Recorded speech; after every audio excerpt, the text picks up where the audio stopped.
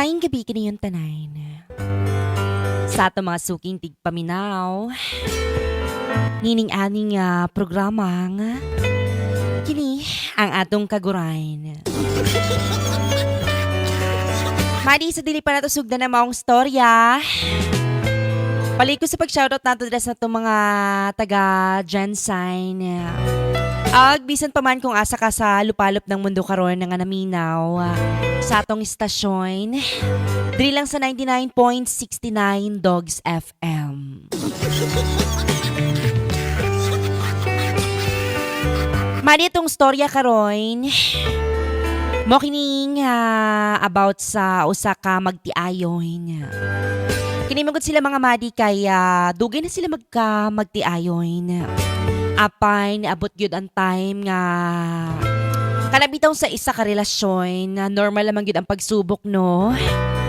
Apan kini dugay na niya ginakimkim sa usa ka babae.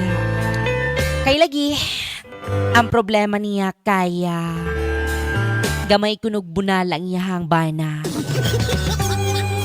Ang mo to dili na to masaksihan ang maong storya nga makapapukaw sa maong matag-usang relasyon. Dili na to masaksihan mari kung unsa pag-handle ni Inday Gisa.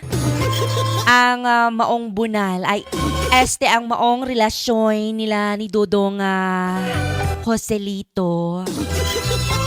Gilautas ng mga viewers nato karon ng mga televiewers o mga listeners.